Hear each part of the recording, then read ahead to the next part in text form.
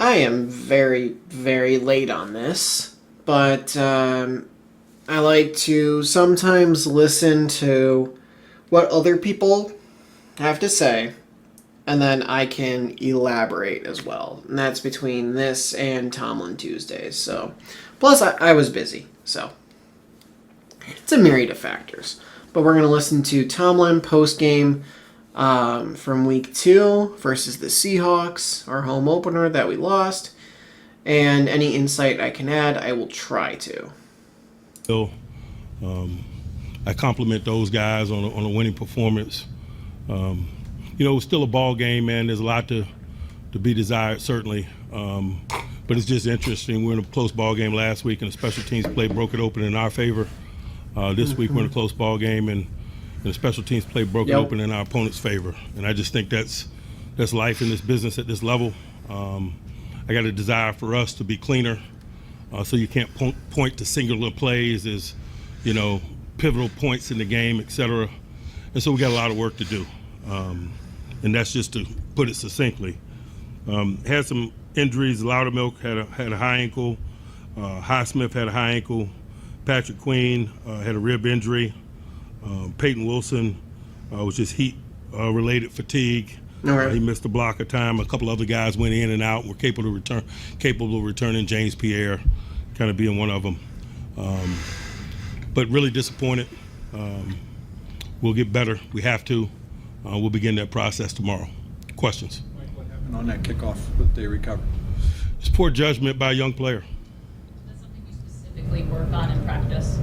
Every day of our lives. Seattle seemed to be going at you pretty aggressively across the middle. What happened there? What more could have been done? Early in the game or just in general? Yeah, in general, yeah. They made some quality plays at different points in time. We absorbed some attrition and probably limited our communication and thus our call sheet. But that's just a part of the game. That's what you do. And so, you compliment them. Mike, is it injuries that are catching up with the defense? What's caused a second? We were down some bodies going into the game. We absorbed some attrition in game, and many of those guys are new, and so it's a challenge. We certainly are capable of better than that, and so we'll keep working. Mike, you had 4th and 1 or less than 1 at midfield late in the third quarter. What was your thought process of kicking it there? It was a 14-14 game. Neither offense was lighting it up at that juncture. As I mentioned, we had absorbed some attrition on defense, and so I want to protect that group and keep them on a long field. How concerned are you about the protection that Rodgers is getting right now? I'm concerned about a lot of things. We didn't perform to the level that we desired, not only in that space, but in a lot of spaces. And so certainly there's a lot that has my attention leading into this upcoming week. Mike, from a layman's perspective, it seems at times the offensive line didn't hold their blocking long enough, and also at times Aaron didn't get rid of the ball quick enough. So could they come to a happy medium in terms of maybe correcting that succinctly? Certainly two things are capable of being true. Coach, you had 59 yards rushing before that last drive. What is needed to get this running game going? We got to possess the ball more. Certainly we're capable of running it better, but time of possession, our lack thereof, and our opponent's ability to has been a component of that equation or that discussion in the last 2 weeks. Anything stand out on why the other teams seem to be having a lot of long runs against you? No, we just got to be better, and we will be. What did you feel was what was allowing them to be so successful at some of those big chunk plays, especially on third downs? We didn't eliminate some known eligibles, man. I thought particularly early we didn't do enough to minimize 11 on possession downs. I thought we improved in that area, and that's why we were able to settle it down. They went down the field and scored on the first drive, but it was pretty nip and tuck after that for the remaining 2 quarters until, the game got broken open. Can Jalen Warren handle an even heavier load? I'm certain he can. I know that he had a good week's work. I know that he felt good going into today, and he expressed that, and so I see no reason why he can't. Your rush defense coach, in terms of last week and this week, say 2 back-to-back 100-yard rushers up. Was there that much difference between the Jets and the team you saw today, or is that just the teams being able to just to beat? I hadn't made any comparisons. I was just, as I sit here today, I'm, digesting what transpired in the stadium today, and we got to be better. What do you feel like teams are doing to minimize TJ's impact, and what can you do to get him some more looks? You know, when they're successfully running the ball, they minimize their one-dimensional passing circumstances, and so I assume that you're asking about his ability to impact the game from a rush standpoint, and so it's obvious what it does when they're on schedule and they're running the ball effectively. You minimize your opportunity to get one-dimensional pass rushes, individually and collectively. Anyone else? All right. Thanks, guys. All right, so real quick on some of the stuff Tomlin talked about, because now I have stats in my head. So over the past couple of weeks, the first couple of weeks of the season, teams are like almost exclusively running the ball to their left, the defense's right. Why is that important? Where does TJ line up most of the time, almost all of the time? On the right side of the offense, the left side of the defense. You're actively running away from TJ Watt. And when they run in the direction of TJ, they're getting less than 3 yards a carry. They're getting like 2 point something a carry. When they run it to the left, away from TJ, they're getting over 6 yards a carry. It's 6 point something. So, I can take these off for a hot minute. So, TJ's making a huge difference in the run game. And shit doesn't show up on the stat sheet. Like, oh, he had blank total tackles, blank solo tackles, no sacks. And if you go into advanced metrics a little, you can see quarterback hits, pressure, stuff like that. But just your average box score, and you go to player stats, it's going to show TJ had some tackles, some total, some solo, and no sacks, and no interceptions. And you're going to be like, okay, he didn't make a fucking difference because he got a few tackles. And that's obviously if you watch the game, maybe you see this, but when they run to TJ's side, there's no luck, right? So then you run away from him. And even then, it's like, okay, well, all TJ has to do is beat his one-on-one, right? Wrong. Because he's getting double, if not triple teamed, and I've talked about this in the past. Let's say a team, and this is a complete stupid hypothetical, right? It's exaggeration to the max. But let's say the team dedicated 9 guys to block TJ, right? You have the quarterback and a receiver. Those are the only 2 guys that aren't involved. If TJ were to have one-on-ones, right? And go through one, and then go to the next guy. One, go to the next one, right?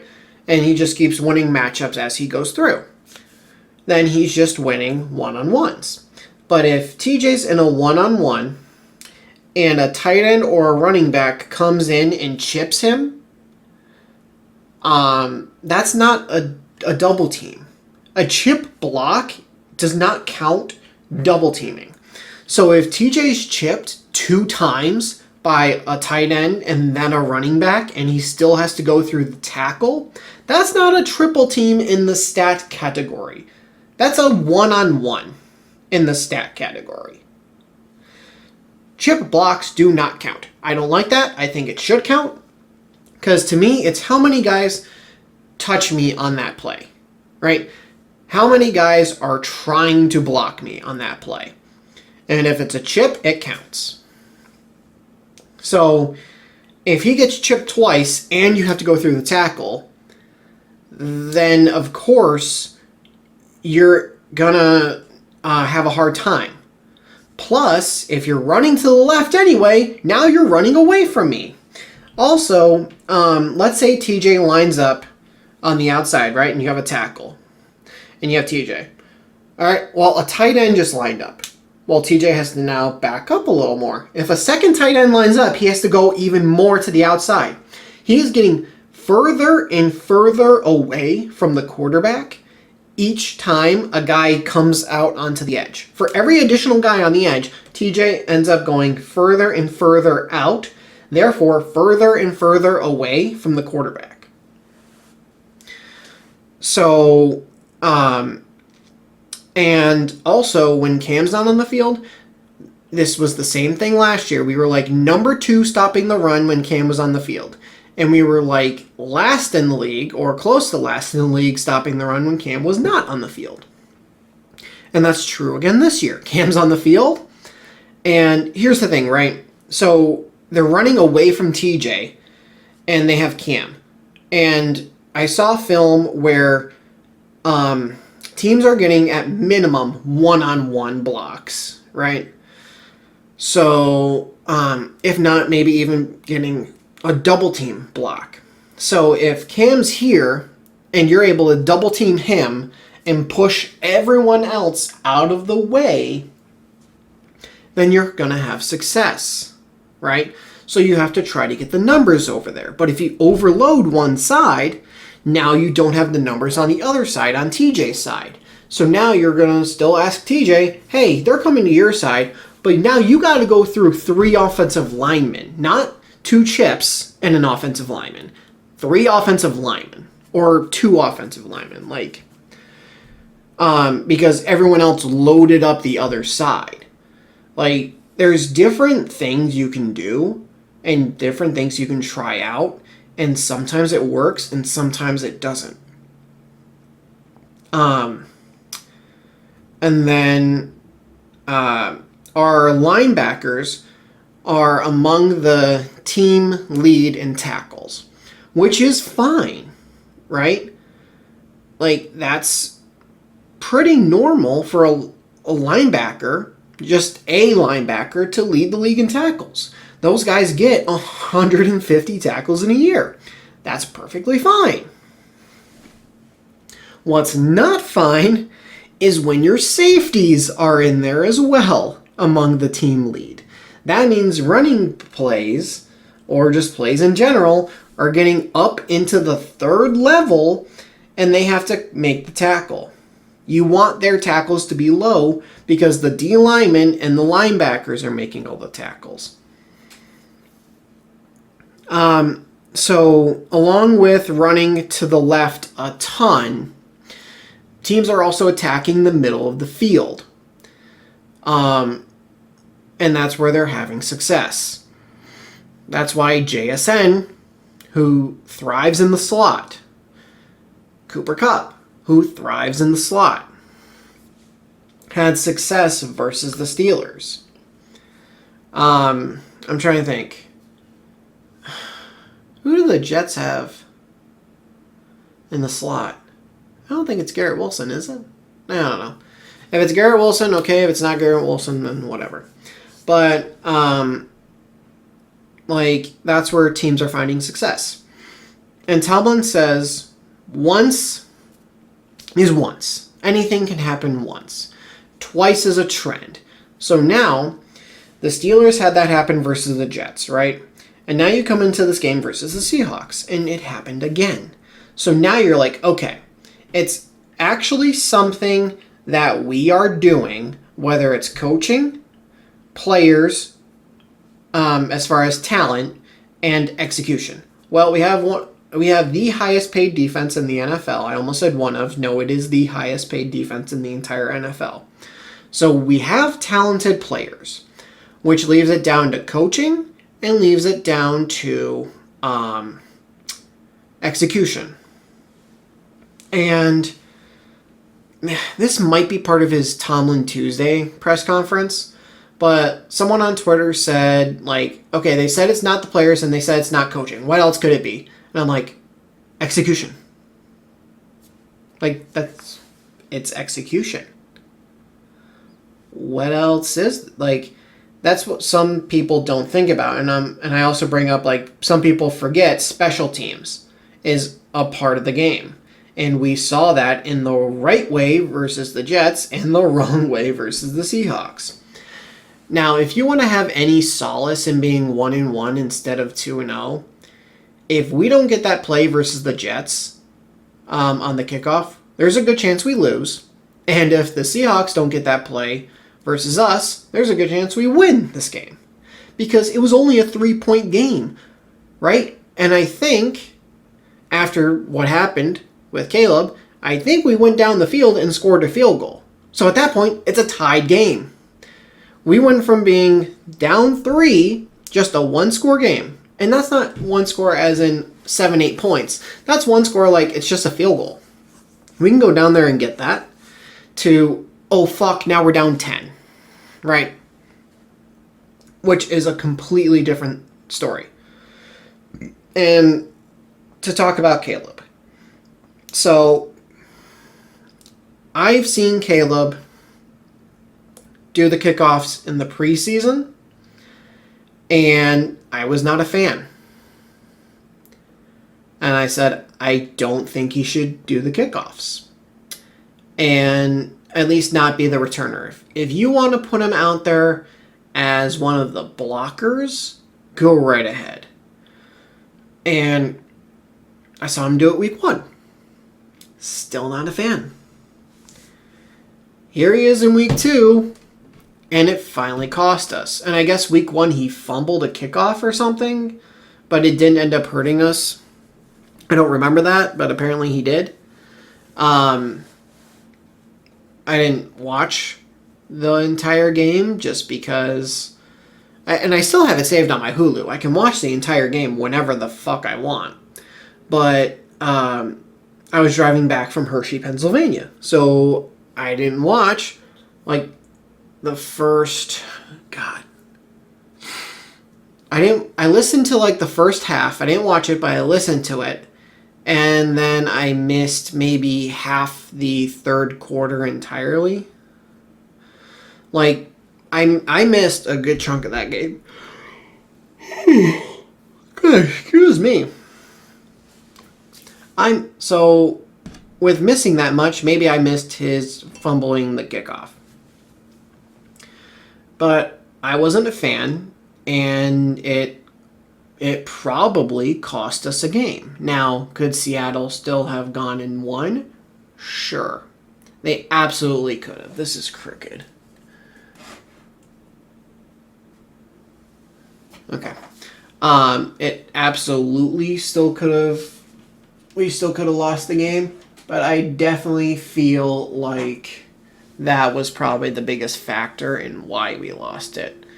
So, I doubt he'll be the kickoff returner. I actually think they said he's probably not. It wasn't a definitive no as far as I'm aware of. Maybe in this Tomlin Tuesday it'll be a different story once I watch that. But I think it was a probably not gonna be the kickoff returner. Which at that point, if you're not the kickoff returner, if you're not kickoff blocking or trying to make the tackle on kickoffs, if you're not playing special teams and you're the third running back on the depth chart, I mean, you have to get touches then in the run game to make it worth you getting a helmet. Like, if you're not going to do that and you're not going to get touches, then there's no point in you getting a helmet. Like, for real. But do you only want 2 running backs active on game day? Which at that point, maybe you go to like Trey Sermon on the practice squad and get him up if he can do kickoffs. I don't know. But, yeah. Like, there's things that happen during the course of a game, and sometimes it's a fluke, and so that shouldn't have happened, and sometimes it should have. Like, the person who intercepted Rodgers on the first one, like, just completely dropped it. Completely dropped it. So what happens in the balance of the universe? He gets an insane pick because Calvin tipped the ball when he shouldn't have, and it would have gone right to Pat. Like, So it's like, okay, Aaron shouldn't have thrown that one in the end zone, but it's only because the guy should have gotten it before. Like, Sam, like, throwing the pick to Jalen. Jalen made a phenomenal play. His interception to Herbig, that's that Cam put his hand up, ball hits, goes up in the air, and it's like, oh, thank you. And, that happened to Aaron, too, and Roman Wilson, when the ball got tipped up, literally took the defender and shoved him, which is fair, because once the ball is tipped, there's no, like, pass interference or anything like that. If a D lineman tips a ball, the DB's allowed to pass interference. The ball was tipped. So in this case, the ball was tipped, and Roman's allowed to just shove him in order to prevent him from getting an interception. I think that might have been the one where the guy didn't intercept it. But, like, I know everyone's pissed off about the loss. And I saw it all over social media. I'm a little scrambled here. But I recorded a video before this that'll be coming out after this, and you guys will see why I'm a little scrambled. So, like, people were pissed off, and I absolutely got it, right? And I'm upset that we lost too. But and I know people don't like Terrell Austin, and I'm not a big fan of his. Like, in the past, I've thought he's too conservative. I think he really should just be a secondary coach, not a defensive coordinator. Because with him being too conservative, we don't have that aggression that we need, right? That aggression that we have had in the past. And this year, he's more aggressive. They blitz more, which I like. Though apparently when they blitz, they don't blitz 5 very often. They blitz 6. Which is weird, right? It's like, okay, rush 4th. We're going to bring a 5th guy. That's a blitz, right? Bringing 5 is a blitz. And it's like, 5? Man, if we're going to blitz, we need to just blitz. Send 6. Like, it's like, So, like, he's more aggressive now, and I like that. I like being aggressive at times, right? And it's quite possible that he's more aggressive because he trusts the back end, the secondary. But the issue with the injuries we've had and the secondary right now is that if you look at Slay, Eccles, Ramsey, Thornhill, and Clark, right? Those 5 guys, and I think those were the only 5 guys to start in the secondary or play in the second. No, it was play in the secondary. Like they were the only 5 DBs to take a defensive snap, because Peppers took a snap. It was just on special teams. Okay. And this is where people kill me. Like, oh, you got to coach better. You got to be on your details. You know, Tomlin's never on his details. You've got to know that's a live ball. Well, Jabril Peppers knew that was a live ball. Kenneth Gainwell knew that was a live ball. The veterans knew that was a live ball. The rookie didn't. Now, whether he didn't know it at all or he forgot, because Tomlin said that they practice that. He should know the rules. So it's possible he forgot. But this, and I pointed this out, in a hypothetical scenario, there's 53 guys on the active roster, right?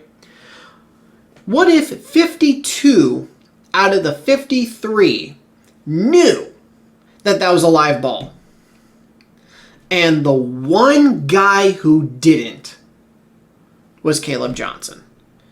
at that point, is it coaching or is it the player? Because if 52 out of 53 knew, okay, did the coach completely do his job because all 53 didn't know? I mean, that'd be like, God, you're in a class and everyone in the class is passing except for one student. Okay, is that the teacher's fault or is that the student's fault? Like, that's the thing. That's really what you have to compare it to. If everyone in a class is passing and doing well, besides one student who's failing, who's it on? Now, does the teacher take some blame? Yes, because you've got to be able to see, hey, the student is struggling. I don't think they get what I'm talking about here or what I'm trying to teach them. So now, if the teacher asks, hey, Brandon, do you get what I'm saying? And obviously you don't want to point the kid out during class. They might get embarrassed. And they'll be like, yeah. If you pull the kid aside after class and just be like, hey, Brandon, do you get everything that I'm talking about here? It seems like you're struggling a little. And he may say, no, Mr. Mrs., whatever, Smith, I got it. Okay. And then the kid goes, and on the quiz next week, he gets a F. It's like, Brandon, you said you were getting it. Like, what's going on here? It's like, oh, I'm sorry. I didn't sleep well the night before. I was really tired. I wasn't focusing. Whatever. But, so is there some blame on the teacher for not giving that student extra help? Sure. But the student also needs to take responsibility. So in this case, should the coach be like, okay, Caleb's not getting this. I need to reinforce this. Sure.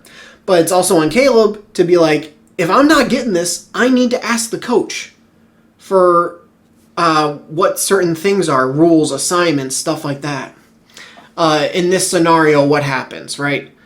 And there could be some scenario where you never think it's going to come up. So Caleb says, hey, in this scenario, what we do? Oh, that'll never happen. Well, scenario happens, and it's like, Coach, I don't know what to do. And also, at that point, is it on Tomlin or is it on Danny Smith? Because that's special teams now. So does it fall on the head coach or does it fall on the coordinator? So everyone's so quick to blame Tomlin, but where does it go? And if you want to blame Danny Smith, okay.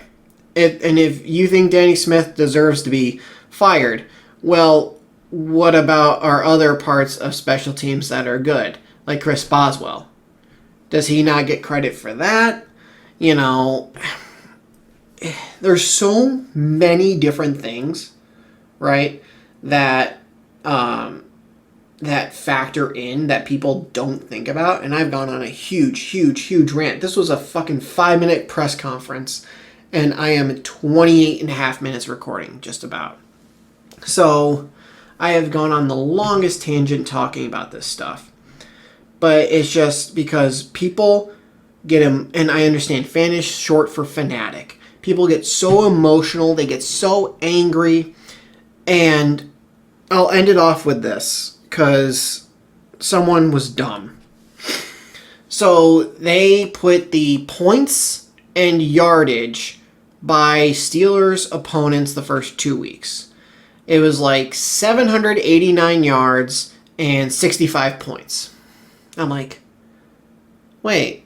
And this was literally right after the game. So I knew the Seahawks had 31 points when the game ended. It was 31-17. And I'm like, wait, didn't the Jets only score 32? Like, the Steelers won 34-32, I thought. 32 and 31, that's not 65. So I put it right into Google. No, the score was 34-32, and the final score here was 31-17. That's not 65. And they were pointing it out for the defense. Defensive yards and points allowed. So I commented on this post, and I said, first of all, your math is wrong because 32 and 31 is not 65. It's 63, right? Second of all, the defense did not allow 31 points versus the Seahawks because 7 points, the 6 for the touchdown and the 1 on the extra point, came from Caleb's mistake. So if you actually take that away, it is only 56 points allowed by the defense, which that is still not great. But you're giving them crap for something they didn't do. The defense did not do that. You literally handed the Seahawks 7 free points. It was as if the game started off 7-0. That's literally what it's like. So how is that the defense's fault? It's not. So people are angry to the point where they aren't even... One, they didn't realize their math is wrong. And two, you didn't take into account that 7 points came from a mistake by an offensive player. And Peppers was the first guy down there to try to get the ball back. The defensive guy. So it just blows my mind that, you're not thinking straight. You gotta be more critical about after the game. And yes, TJ Watt has, if you include the playoff game, he has gone 6 games without a sack. Okay? So that's the last 3 regular season games, the playoff game, and now 2 regular season games here. But also, that was a different team. So why should that matter? Why not just focus on this year? And say he has gone the first 2 games without a sack. Right? Can we just do that? And now our depth on defense is being tested because of these injuries. Like, Cam and Keanu are playing an ungodly amount of snaps right now. I think Cam's over 90%. Keanu, God, he might be over 90 as well. YA's 67%, something like that. And the next guy is in the 30s. So Cam, Keanu, and YA are playing most of the snaps. And that's not going to last. Like, Harmon's going to come back soon, that's great. But it's going to be a struggle if these guys continue to play this amount of snaps. And then guess what? When you're tired, you're just getting pushed right off the line. Now, granted, they're getting pushed off the line early as well, which is not good. We need to figure this shit out. And also, does that fall on Terrell Austin? Or does that... Because everyone's blaming Terrell Austin. Or does that fall on Carl Dunbar, the defensive line coach? This is what you're not thinking about. You just think Tomlin head coach, Austin defensive coordinator. And the offensive line's not playing great. Now, Broderick had a terrible week 1. He had a better week 2. Much better. And everyone's like, I think I saw one thing that said he went from like an F to a C. And someone's like, well, a C's still not good. It's like, no, but it's the first step to improvement. Because think about that, right? The goal is to eventually be a semi-regular A+ tackle. I got something in my throat. So, a C is still not great. But you know what? It's better. Just improve each week. Just do that. If week 3 he has a B game, great. Next week is a B+. And then maybe you'll go back down to a B. But then you have an A- game. Like, just get a little bit better. That's all you got to do, is get a little better each week. But people don't want to think about that. They want immediate results right now. That's what they want. Immediate results.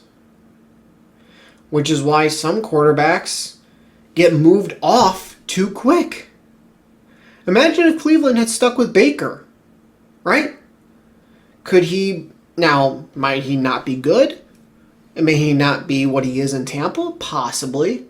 But they moved off Baker, and look what he's doing in Tampa. Carolina moved off Baker. Look what he's doing in Tampa, and he gets to face them twice a year.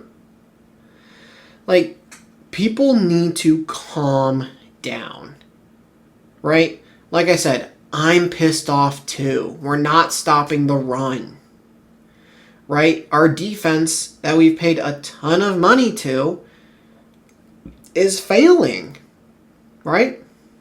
And we need to figure out why and how to fix it. Now, if the why and how to fix it is Terrell Austin is not a good coordinator and he needs to be fired, okay. Like, but you gotta figure that shit out. Because week 1 was, okay, this happened. Now, is it just because it was the Jets? Or is it because it's us? Week 2 happened. Oh, it's us. Okay, it's the Taylor Swift song. We're the problem. So now we figure out how to fix it. Like, it needs to be fixed. I'm not saying there's nothing wrong and everything's la-di-da hunky-dory. No, shit's got to get fixed.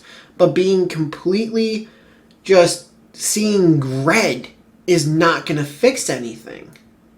It's not. And there was one person, because there was a post by Nick, I can't even remember, his Faraball or whatever his last name is. And someone's like, Terrell Austin needs to be fired or fire Terrell Austin. Something along those lines. And I commented on that person, like, right, because Nick has the power to do that. Why are you commenting that on Nick's page? He has no power to do that. He does not work for the Steelers. He just covers them. Right? He has no coaching power. He has no status. Right? He just covers the Steelers. He reports shit. So you telling him that, you're getting your own frustration out, but that's not doing anything. Go to the Steelers Twitter page. Fire Terrell Austin. Guess what? That's just the social media people. They don't have that power either. So you can comment and tweet and do whatever you want. But at the end of the day, you have no power. Nick has no power. The Steelers social people have no power. Okay? You need to calm down. And you need to have faith that the Steelers will figure this out and they will make a decision. And if that decision is that Terrell needs to go, okay. And if that decision is, hey, if we make this adjustment, it's fixed. Because you never know. Like, the Steelers can make an adjustment and all of a sudden the defense is good. Or, hey, Derek Harmon's back. Fantastic. Oh, look at that. We're good. Like, we just needed Derek back. You never know about these things. Like, just getting upset about it and to the point where you're not thinking straight, it's not going to help. It's not going to help anybody.